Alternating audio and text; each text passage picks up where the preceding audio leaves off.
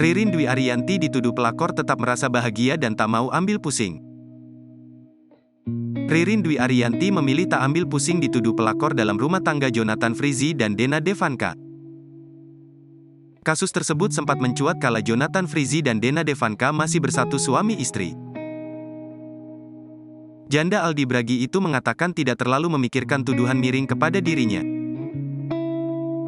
Janda Aldi Bragi ini mengaku selama ini selalu merasa bahagia. Ririn memilih menjalani hidupnya. Lawan main Jonathan Frizzy itu menegaskan dirinya bukan tipe pemikir yang berat. Sementara itu, Dena Devanka sebelumnya memilih tak lagi menghakimi kedekatan Jonathan Frizzy dan Ririn. Dena kemudian menyinggung hubungan Ririn dan Ijong sejak lama. Toh ini kan memang apa ya, ini hanya soal waktu yang akan menjawab. Dan ternyata udah terjawab, katanya sembari tertawa.